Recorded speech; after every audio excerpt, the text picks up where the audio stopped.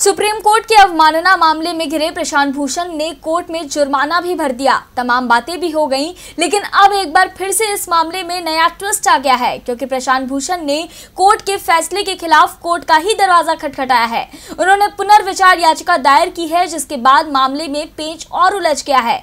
तो याचिका में भूषण ने क्या की है अपील, देखिए इस रिपोर्ट में। वरिष्ठ वकील प्रशांत भूषण के खिलाफ सुप्रीम कोर्ट की ओर से अवमानना का मामला अब खत्म नहीं हुआ है। इस केस में लगातार नए मोड़ सामने आ रहे हैं। जहां पहले भूषण की वकालत पर संकट आया था, तो वहीं अब उन्होंने सर्वोच्च अदालत के फैसले के खिलाफ कोर्ट का ही दरवाजा खटखटाया है।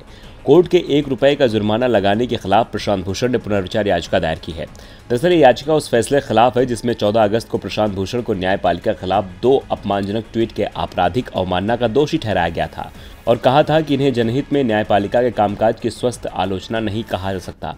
कोर्ट ने तब न्यायपालिका के खिलाफ 2 ट्वीट के लिए दोषी ठहराए गए प्रशांत भूषण को 15 सितंबर तक शीर्ष अदालत की रजिस्ट्री में जुर्माने की राशि जमा कराने का निर्देश दिया था।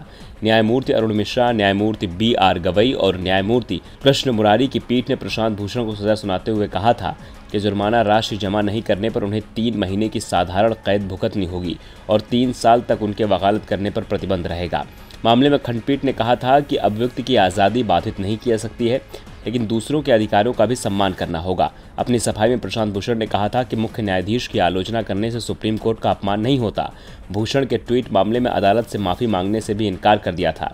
अपने हलफनामे में भूषण ने कहा था कि CJI को सुप्रीम कोर्ट मान लेना और सुप्रीम कोर्ट को CJI मान लेना भारत के सर्वोच्च न्यायालय की संस्था को कमज़ोर करना है। इस मामले में अब भूषण फिर सुप्रीम कोर्ट पहुंच गए हैं, क्योंकि सवाल जुर्माने या फिर ₹1 का नहीं है, बल्कि अधिकार का है। अब देखना होगा कि अदालत याचिका पर क्या फैसला लेती है। टीवी लाइव की रिपोर्ट।